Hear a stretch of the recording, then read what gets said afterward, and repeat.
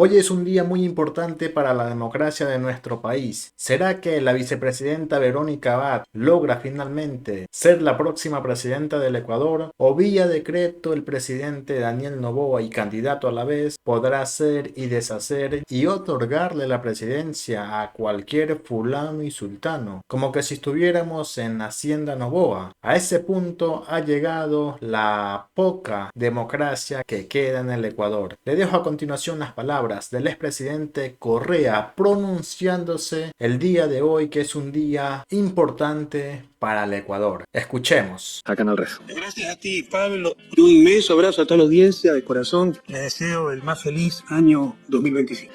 Hace 8 años que te entrevisté. La última vez fue en febrero de 2017, a pocas semanas de la victoria de Lenín Moreno, que ganó de alguna manera por tu apoyo, y a partir de ahí se empezaron a torcer las cosas en Ecuador. ¿En qué medida la gestión de Lenín Moreno ha sido condición de posibilidad de que hoy esté Noboa en la presidencia del país? Casi en su totalidad, Lenín Moreno fue un gran fraude democrático, aplaudido por las élites, por la cierta población sin cultura política, porque eso no se puede dar en una democracia. Gana con nuestros votos, con nuestro partido, con nuestro programa, llega a la presidencia, se vende totalmente a la oligarquía, a los imperios, cambia totalmente el programa de justicia social, de dignidad y soberanía por un programa neoliberal corrupto, elemental. Empieza a perseguir a sus anteriores compañeros, pero como era contra nosotros, entonces aplaudieron de pie ese fraude democrático. Desmanteló el Estado por una mezcla de odio, por tratar de hacernos quedar mal, decir que todo estaba mal hecho, de ineptitud, de corrupción, y hoy lloramos lágrimas de sangre. Las consecuencias son terribles. Entre esas consecuencias está la llegada de Noboa. Quiero dar un dato para que nos escuche toda la audiencia. En Ecuador quizás se conozca, pero en otros lugares de América Latina y en España no.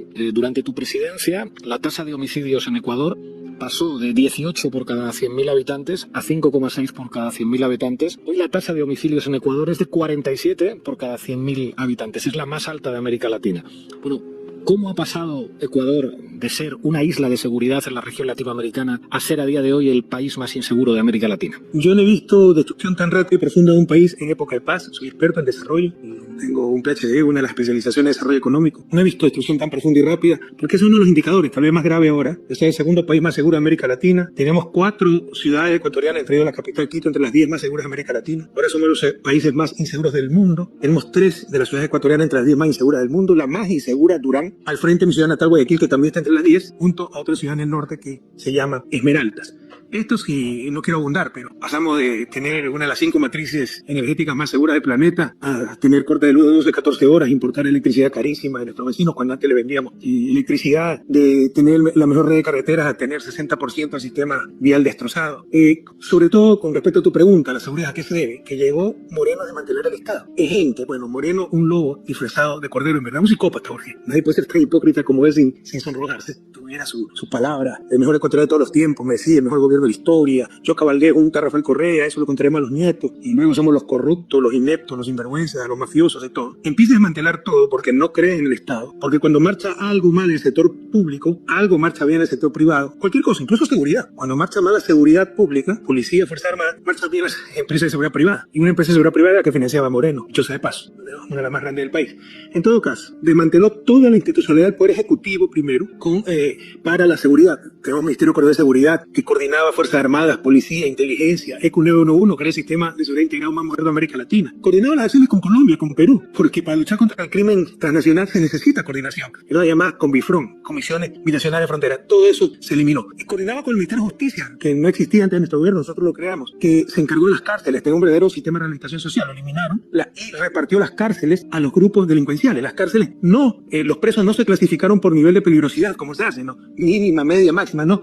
Este pabellón para los lobos, este pabellón para los tiguerones, este pabellón para los choneros, chonekillers, etc. Y de ahí manejaron el crimen organizado. Ahí está una infeliz coincidencia, que también hubo una arremetida de narcotráfico internacional que ya la sentíamos en el 2010, porque el mercado de Estados Unidos cambió. Entraron las drogas sintéticas más baratas, más mortales, fentanilo, etc. Y los carteles mexicanos dieron hacia el sur. Lo sentimos nosotros, yo lo dije, lo informé al país, hay varias intervenciones mías. Y tomamos medidas para defendernos, que más seguridad, más vista, más pena para los microtraficantes, más controles migratorios. Bueno, todo eso con el debilitamiento del Estado, pues se eliminó o funcionó muy mal. No contentos con dañar la institucionalidad del Poder Ejecutivo, con una consulta de 2018 dañaron la institucionalidad de todo el Estado. Fue un verdadero golpe de Estado, consulta totalmente inconstitucional para impedirme ser candidato, hicieron leyes retroactivas, pero con esto se tomaron la justicia, porque se tomaron un consejo que en nuestra constitución, en nuestro esquema, es el que elige la autoridad de control, cerca de 150, jueces, superintendentes, fiscales, contralores. Pusieron un consejo de facto, que hizo lo que le dio la gana, destituyó a todo el mundo, puso a dedo a los peores con tal de que persigan a los correístas, e incluso cambió la Corte Constitucional, que no la puede cambiar nadie de acuerdo a nuestro esquema. Destituyeron a la Corte Constitucional y nombraron pues a los peores con tal de que nos persiguen. Está podrida la justicia, pasamos de ser uno de los sistemas de justicia modelo en América Latina, en lo que más confianza tenía la población, a de los peores sistemas judiciales del mundo. Todo es corrupción, descomposición, ¿no? El sistema, por ejemplo, de seguridad integrada, las cámaras, las pantallas, los sistemas tecnológicos, nada funciona. La inteligencia del Estado ya no la utilizan para perseguir el crimen organizado, sino para perseguir opositores. No utilizan la unidad de inteligencia financiera, que es para determinar la ruta del dinero. Es decir, no hay capacidades del Estado para enfrentar el crimen organizado por el desmantelamiento del Estado, pero tampoco hay la voluntad, porque también se da un fenómeno que antes no existía. El crimen organizado se tomó el Estado. Es evidente que el crimen organizado, y esto en beneficio de Moreno, más que en su gobierno, en el gobierno de Lazo, tuvo tremenda influencia. Hay casos de corrupción denunciados, etcétera, ¿no? Como el crimen organizado ponía ministros. Se ha tomado sin lugar a dudas el sistema judicial, se ha tomado sin lugar a dudas la fiscalía es una delincuente apoyada por Estados Unidos con tal de que nos persiga, pero no ha metido a la cárcel a ningún jefe de crimen organizado. Se ha tomado la fuerza pública, la Policía Nacional, hay narcos generales, lastimosamente parte de la Fuerza Armada, sobre todo la Marina, ¿no? En consecuencia, después del debilitamiento del Estado, que comenzó con Lenín Moreno, destrozaron todo, sobre todo la institucionalidad de seguridad, debilitó eso las capacidades del Estado para luchar contra el crimen organizado. Además, el crimen organizado infiltró el Estado y ni siquiera hay la voluntad para luchar contra ese crimen. La infiltración del Estado por parte de los cárteles de la droga es algo que vimos en México. Genaro García Luna, secretario de Seguridad Pública, a sueldo del cártel de Sinaloa. Eso lo estamos viendo en Ecuador ahora, como señalas, la infiltración del narco en el Estado, en el poder político, en el poder judicial. ¿Cómo se puede limpiar el Estado de esos elementos del crimen organizado que cada vez tienen más poder en el país? Genaro Luna de Ecuador se llama Diana Salazar, la fiscal general. Una mujer totalmente corrupta, pues está ahí para perseguirnos con el apoyo de Estados Unidos, lo que no persigue en absoluto. El crimen organizado es cómplice de ese crimen organizado. Es cuestión de tiempo, o sea, ya se tiene la evidencia. Lo que pasa es que todo el aparato del Estado, como se lo tomaron del 2018, está para proteger a estos corruptos y perseguirnos a nosotros, ¿no? ¿Cómo se combate el crimen organizado? Pues el crimen organizado no es como el crimen común, no como el asaltador, el ladrón, el violador, y más policía, más armas. Se necesita inteligencia. Y como te decía, la inteligencia del Estado la están utilizando para perseguir opositores, además de que la debilitaron grandemente, ¿no? Se necesita tecnología. El ECO 911 está destrozado, sistema de seguridad integrado. La unidad de inteligencia financiera para la ruta del dinero, totalmente minimizada y utilizada también para perseguir. Se necesita coordinación internacional. Se sabe de dónde viene la droga. La droga viene del sector de Putumayo. Ecuador no es productor de droga. Nosotros, con nuestro gobierno, las Naciones Unidas, seguramente son correístas, declaraban en 2014 a Ecuador libre de cultivo de droga. Pero, y eso que sacamos a la base militar estadounidense en Mante del 2009. Colombia, con 7 u 8 bases militares estadounidenses, ¿no? Lo que ha hecho es aumentar la producción de droga. Y no lo ha aumentado más porque faltan narices, no porque hay control, ¿ya? Y sabe que esta droga viene del Putumayo. No se hace nada para controlar. Las armas vienen del sur de Perú. No se hace nada para controlar. No se hace nada para investigar la ruta del dinero. No se coordina con los puertos de destino. Amberes en Bélgica, Rotterdam en Holanda. En Holanda. Entonces, el crimen organizado se combate, te insisto, ¿no?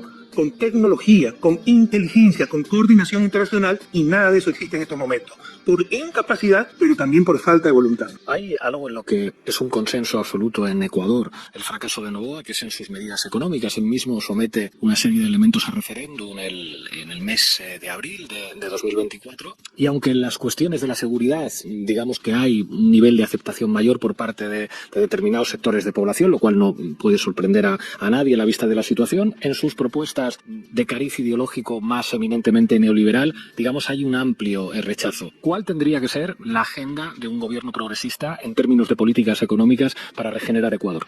Eso no es tan preciso. Necesito que rechazo. O sea, para lo que ha hecho Noboa este año, que ha sido inepto total, un gobierno de un nivel bajísimo, normalmente debería tener 6-8% de intención de voto, porque tenemos elecciones el 9 de febrero y está como candidato a la reelección. Y no ha bajado el 30%. Eso es sorprendente. Es muy difícil de entender. Claro, tiene una campaña permanente comunicacional solo en una de sus cuentas de Facebook gasta como $200.000 mensuales. Una, tiene como 5 en esa plataforma. Multiplica por todas las plataformas, nosotros calculamos que por lo menos gasta $2 millones mensuales en redes sociales, en plataformas, medio digital, ¿no? Es otra clase de comunicación. Para la audiencia que no conoce, Daniel Noboa, el actual presidente de Ecuador, ¿no? Es el hijo del hombre más rico del país.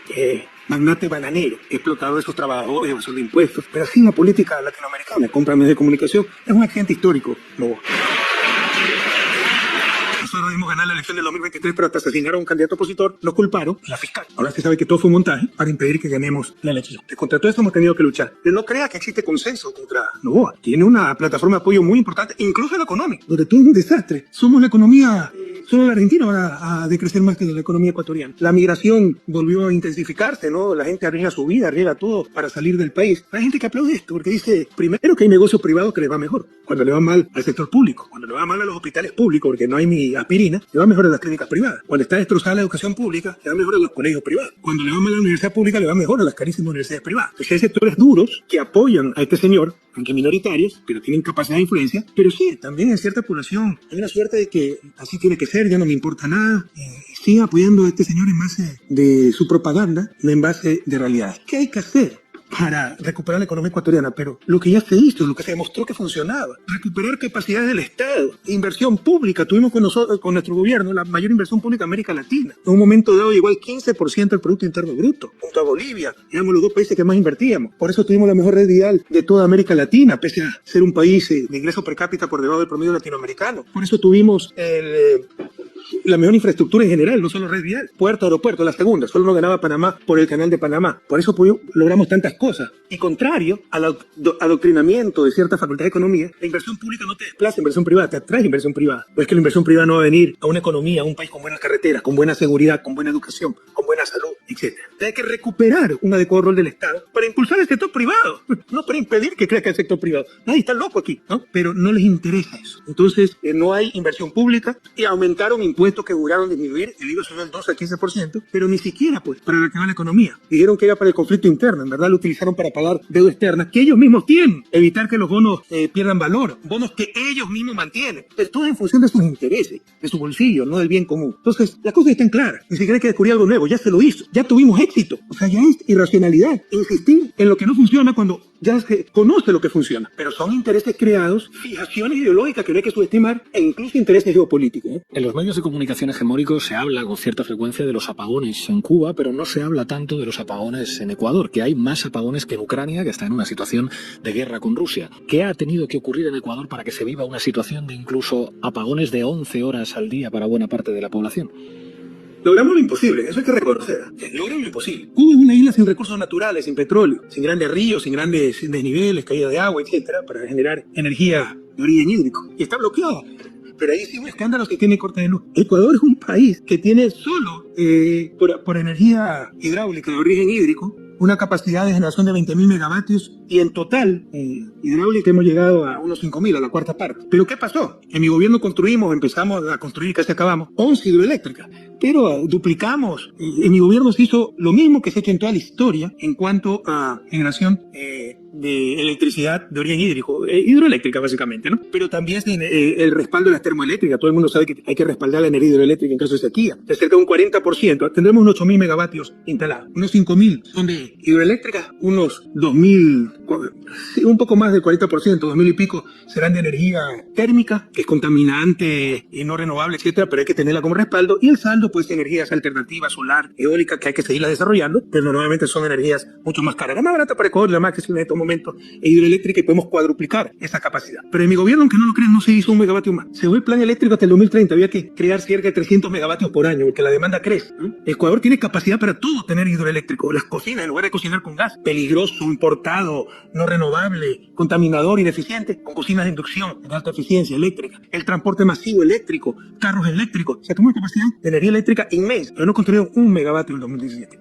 Destrozaron el parque termoeléctrico, no le dieron mantenimiento, y cuando se anunció una sequía ya desde el año 2023, con Lazo tuvimos apagones. ¿Ya? Ya en la campaña se habló de eso, se sabía que iba a haber una sequía, estiaje fuerte. Y él dijo, yo lo sé cómo solucionarlo, en 9 meses lo voy a solucionar. Y el problema no es de generación, sino de transmisión. Se hablaba de la ignorancia. Y que ya tenía acuerdos con Israel, una serie de tonterías, ¿no? y que había que disminuir la generación térmica cuando el parque termoeléctrico estaba destrozado. Ya en abril tuvimos apagones, ¿saben lo que dijo? Que era sabotaje. Sabotaje a los correístas, que habíamos abierto las compuertas de las represas para que no haya agua y haya crisis eléctrica, porque fue ante una consulta popular que tenía, que creía que iba a ganar y perdió. Despidió a su propia ministra de Energía, no solo la despidió, la enjuició penalmente, diciendo que era una infiltrada, que era un psicópata este tipo. Y luego vino la crisis mayor que se anunció y no hizo nada para evitarla en octubre. No debimos tener jamás esa crisis, sí. El estiaje es muy fuerte, como lo ha tenido Colombia, como lo ha tenido Perú, pero ellos no han tenido cortes de luz, porque supieron enfrentar, prepararse para el estiaje. ¿Qué iba a hacer desde el primer momento si no hubiese sido un charlatán de feria y hubiese sabido qué hacer? Reparar el parque termoeléctrico. Ahora dice que no le dejaron dinero. Primero dijo que era boicot, sabotaje en abril. Ahora dice que no reparó el parque termoeléctrico porque no le dejaron dinero. ¿Qué debe hacer? Enseguida, contratar barcazas de generadoras para ahorrar energía. Importar de Colombia y Perú para ahorrar energía, ya que no habíamos quedado 1 megavatio más de potencia en 7 u 8 años, ¿no? Y con esto, el estiaje nos encontraba con los embalses llenos de las hidroeléctricas que tenemos. Los embalses son reservas de energía. Entonces hubiésemos, con estos embalses, aguantado mucho más semanas y meses de estiaje, más el respaldo de las termoeléctricas, más las barcazas, más la importación que continuaba, hubiésemos pasado el estiaje sin tener 1 hora de corte de luz. Pero tuvimos un charlatán inepto que se dedicó a hacer politiquería, que hasta abril decía que era sabotaje y votó a su propia ministra, la acusó de delito criminal, de crímenes, ¿no? De haber boicoteado el sistema eléctrico y no hizo nada pues para prepararse para el estiaje. Y eso nos quebró como país, o sea, las pérdidas son multimillonarias. Imaginas tener 3 meses de cortes de luz hasta de 14 horas. Y hasta el inicio de este año ha tenido la industria, ciertas industrias, 24 horas de corte de luz. O sea, el impacto es terrible. El artículo 5 de la Constitución ecuatoriana prohíbe la instalación de bases estadounidenses en territorio ecuatoriano. Sin embargo, Noboa no ha parado de reforzar las alianzas militares con Estados Unidos e incluso ha llegado a hablar de la posibilidad de derogar ese artículo. Si Noboa vuelve a ganar las elecciones, ¿cuál puede ser el papel de los Estados Unidos en Ecuador? Sin duda hará una consulta popular manipulada para que el pueblo apruebe bases militares. Nunca nos ha ido tan bien en Ecuador como después de la salida de la base militar de Manta en el 2009. Tú diste las cifras al inicio del programa. Cuando salió la base militar de Manta en el 2009, que en verdad yo no renové el convenio, no es que lo corté, no es que rompí las reglas de juego, no. Era un convenio firmado en el 99 por un gobierno ultraliberal, neoliberal de Yamil Maguad por 10 años.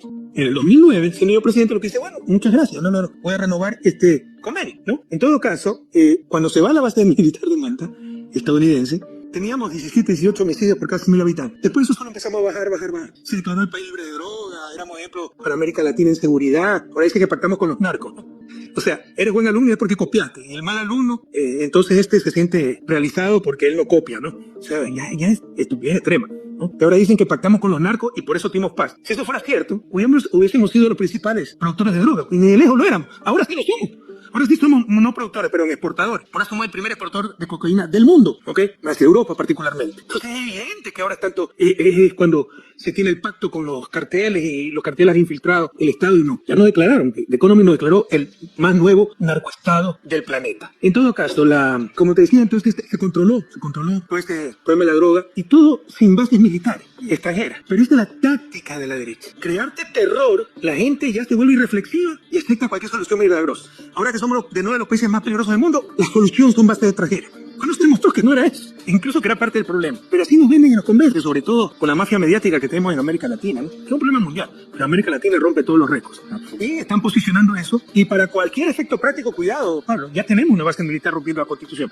En Galápagos, lo que quieren es ser más descarado y frontal, pero ya tenemos una base, ya dio las Galápagos como base, como aeropuerto para aviones militares norteamericanos y barcos norteamericanos, puertos para barcos norteamericanos. Desde el acceso de Lenín Moreno al poder, la persecución contra la revolución ciudadana, contra el correísmo ha sido continua. Algunos habéis tenido que padecer y padecéis el exilio. Jorge Glass está secuestrado en su propio país después de una agresión sin precedentes a la soberanía mexicana con su secuestro de la embajada. Si Luisa González gana las elecciones en segunda vuelta, ¿qué escenario prevéis? ¿Pensáis que la derecha ecuatoriana va a respetar sin más el veredicto de las urnas si no le es favorable? Hablemos sobre lo primero, porque sí, cualquier batalla puede perder la izquierda, menos la batalla de Mora. Hemos sido víctimas de la más brutal persecución de los tiempos modernos, en Ecuador al menos, pero yo diría en América Latina. El famoso lawfare, la guerra jurídica. Lastimosamente Ecuador es un país marginal, que no se conoce tanto como el caso de Lula en Brasil. Esto puede decir que el caso de Correa es mucho más lejos. El muy ex vicepresidente de la República sin una prueba, enterrado en una prisión de máxima seguridad, la máxima seguridad del país. O sea, que es un psicópata, violador múltiple. Suponte que está un corrupto. ¿Por qué lo tiene en una cárcel de máxima seguridad? Como estamos en estado de excepción, solo puede recibir una visita de una persona por mes. Solo puede ver su hijo una vez por mes. Eso es tortura, lo quieren volver loco, ¿ya? Sin una sola prueba, que te muestren la prueba de que Jorge Glass es un corrupto. Con casos inventados. El último caso es la reconstrucción de un terremoto que hubo en Manabí, porque la fiscal corrupta, para perseguirlo porque yo más servicio político, reactivó ese caso en 2018 ilegalmente, porque las indagaciones penales solo duran 2 años, ¿no? Que se basta en que no están de acuerdo con las obras que se hicieron, porque ellos dicen que es reconstrucción y se hizo un parque en pleno centro de Puerto Viejo, que además es una sísmica, era para que no se entraran viviendas ahí, se hizo un puente binacional en zona de terremoto, pero eso no era reconstrucción. Cuando la ley hablaba de reactivación, o sea, un caso cantinflesco, que no sería delito en ninguna parte del mundo, pero por eso lo tienen enterrado en vida Jorge Glass. Yo tengo 55 indagaciones penales. He sido condenado a un caso, ¿no? Con 18 personas más, empresarios que ni conozco, por supuestos sobornos, dirigir una organización dedicada a los sobornos, pero la dirigía por medio de influjo psíquico. Así dice la sentencia. Y a lo que le queden dudas, ¿no? Por si acaso, por este caso, 5 países han dado asilo político. Argentina, en la época de Alberto Fernández, correísta. Venezuela, Maduro, correísta. México, López Obrador, correísta. Resulta que Bélgica también me dio asilo político a mí, ¿no? De acuerdo con el convenio de Ginebra, que expresamente excluye dar asilo político por caso de corrupción. O sea, Bélgica le está diciendo a estos sinvergüenzas, los corruptos siempre fueron ustedes, y Canadá también ha dado asilo político. La Interpol ha negado 13 veces las peticiones de, ¿cómo se llama esto? Alerta roja, me parece que se llama, no recuerdo exactamente el término, de captura internacional, siendo policía. Pero es tan descarada la persecución que le dice, esto no ha respetado el más mínimo proceso, respeto a derechos humanos. Lo hizo claro, textualmente, esto es persecución política. Eso es lo que el mundo no conoce, y siguen tratando de asesinar nuestra reputación. En todo caso, esta ha sido la táctica de la derecha para apurarse del país, porque sabían que si regresaba al país, les ganaba todas las elecciones. 8 años de persecución, de discurso único, asesinato de reputación. Hace unas semanas Estados Unidos me puso como inelegible para su visa que no le he pedido, pero a mí y a toda mi familia. Hicieron una declaración del Departamento de Estado, en inglés, de Washington, con nombre y apellido, con mis hijos que en esa época eran menores de edad. Imagínate, suponte que yo soy un corrupto. La responsabilidad penal es personal, pues, no es que se tramite por lazo de consanguinidad, nada de eso, ¿no? No, pero hacía la maldad. Y repite esta declaración en Ecuador, en español, el embajador de Estados Unidos, el nuevo embajador. Que me han quitado la visa, no le he pedido, ¿no? A mí, a mi esposa, a mis 3 hijos, con nombres y apellidos. O sea, la persecución que hemos recibido es realmente brutal. Esta gente está dispuesta a todo para impedir que ganemos. Saben que si yo regreso al país, pues le gano todas las elecciones. La táctica es impedir que yo regrese, descabezar el movimiento político. Pese a eso, con la ayuda, el apoyo del pueblo ecuatoriano, pues el apoyo popular es enorme, perdóname la redundancia. Somos de lejos el principal partido político. Si hoy fueran las elecciones, las ganaríamos en una sola vuelta. Faltan 5 semanas, hay que ver qué nuevos asesinatos se inventan, qué nuevos casos de corrupción. En 2021, por ejemplo, se inventaron que no había financiado el Ejército de Liberación Nacional de Colombia. Hicieron video falso, trajeron al fiscal de Colombia, al fiscal ecuatoriano. Y no le pasa nada, está sinvergüenza. Pero en todo caso, no lo va a aceptar la derecha, ni Estados Unidos. El Ecuador es muy importante. Yo subestimé la importancia de Ecuador en el juego geopolítico. No, somos un proyecto de izquierda muy exitoso y no están dispuestos a permitir aquello, que se muestra que hay alternativas. Entonces, sí, estamos muy preocupados, porque así ganemos las elecciones, no nos van a permitir ganar. Rafael, ¿cuáles van a ser las campañas, las claves de la campaña? Hay una primera vuelta, ya hay una experiencia hace ni siquiera 2 años en las que se ganó la primera vuelta con contundencia, pero después hay una reagrupación de fuerzas de la derecha. En este caso, Noboa, por una parte, ha eliminado a Topic y también eliminó a Verónica Abad, a su vicepresidenta. Digamos, ¿cuáles son las líneas estratégicas fundamentales vuestras para encarar una campaña que va a tener 2 vueltas y en la que la derecha es difícil imaginar que, bueno, pues que puedan aceptar que no ganan las elecciones y que pueden volver a cambiar las cosas en Ecuador? Mira, nosotros perdimos las elecciones presidenciales de 2021 con muy poco y 2023 que la teníamos ganada, pero asesinaron incluso un candidato opositor y no culpar. Y vienen los pseudos analistas y qué hicimos mal, en dónde nos equivocamos. Algunas veces no se han hecho las cosas mal. O sea, deberían preguntarse cómo sobrevivimos después de tan brutal persecución. El líder histórico lo tiene sin poder volver al país. ¿Quién te habla? Descabezaron a nuestro proyecto político, los principales dirigentes, todos perseguidos, todos en el exilio. Nos robaron el partido político histórico en ese país. En el 2021 tuvimos que prestar un partido. Empezamos con Centro Democrático y luego fue Revolución Compromiso Social 1-5. Recién hace 2 años logramos tener un partido propio que se llama Revolución Ciudadana. En estas condiciones, lo que hay que preguntarse es cómo es que no se extinguieron, cómo es que pueden seguir sobreviviendo. Entonces, no me gusta, no soy soberbio, pero no podemos dejarnos robar la moral tampoco. Y creo que dentro de las circunstancias lo hemos hecho muy bien. Y que algunas veces ya no es culpa de los dirigentes políticos. Le dicen, bueno, aquí está nuestra propuesta. Y creen un tipo que regala muñecos de cartón y que dice que va a superar la crisis energética en 9 meses, que el problema de transmisión o de generación, que dice que los salarios son muy altos en Ecuador porque es un empresario explotador, pero le dice al mismo tiempo a los jubilados que la pensión jubilar mínima va a ser de un salario base. Una contradicción flagrante y le creen. Frente a eso, ¿qué puedes hacer?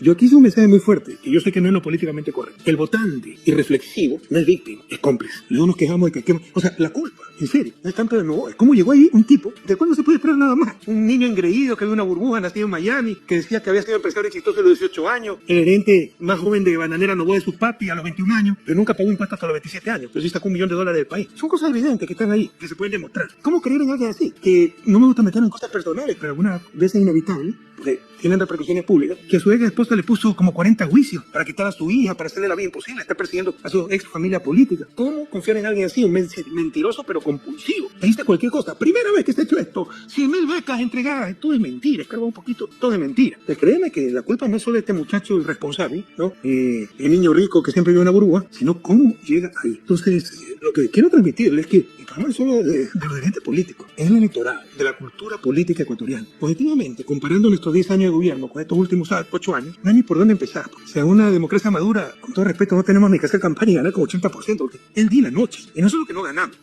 no solo que no sacamos 80%, hemos perdido de elección. Entonces, también un llamado a la reflexión de nuestros pueblos, del pueblo latinoamericano, ecuatoriano, a ser más reflexivos, a no dejarse llevar por la novelería, a no banalizar las mentiras. Está en juego el presente y sobre todo el futuro. El país está destrozado, Ecuador está destrozado. Yo no he visto destrucción tan profunda y rápida de un país en época de paz. ¿Qué vamos a hacer para ganar la elección? Lo mismo que siempre hemos hecho, decir la verdad, dar las soluciones para arreglar el país, en un marco de justicia, de dignidad, sin fundamentalismo ideológico. Pero créeme que liberalismo, neoliberalismo fuera la solución. Yo sería neoliberal, lo que me interesa es el bienestar de la gente. Pero hablar de neoliberalismo en la región más desigual del mundo, cuando supuestamente el capitalismo de competencia, ¿qué competencia va a haber en América Latina? Pues algunos nacieron en la azotea y los otros en el subsuelo, ¿no? Primero, demos igualdad de oportunidades, hagamos un poco menos inequitativo la región. Hay que ensayar algo diferente, no como Einstein decía, es insanidad. Ensayar lo mismo de siempre y esperar resultados diferentes. Siempre te preguntan, ¿en qué lugar del mundo el socialismo ha funcionado? Y aunque hay respuesta a esta pregunta, no es la pregunta pertinente en América Latina. En América Latina la pregunta pertinente es, ¿en qué país de América Latina el capitalismo liberal ha funcionado? Llevamos 200 años de República Independiente y no hay ningún país latinoamericano que haya superado su desarrollo. Por el contrario, el país en este momento más pobre del mundo es latinoamericano. Se llama Haití, con capitalismo liberal, democracia liberal y todas las instituciones formales de Occidente. Hay que inventar algo nuevo, mejor. Entonces, este es el mensaje que vamos a llevar. Pero cumplimos con nuestra parte del pacto democrático, político, con nuestra responsabilidad. Los votantes tienen que cumplir con su parte. Votar reflexivamente, responsablemente y no por cualquier charlatán de feria. Rafael Correa, muchísimas gracias por atender a Canal Red y mucha suerte. Seguimos en contacto. Gracias a ti, Pablo. Nuevamente un gran año 2025 para ti, para toda la audiencia, para toda España. Dios quiera, siendo un poco utópicos para el mundo entero. Ojalá que sí. Abrazo grande. Suerte. Esa ha sido la postura del expresidente Correa. Dígame, ¿usted comparte la misma postura o no? Nos vemos en un siguiente video.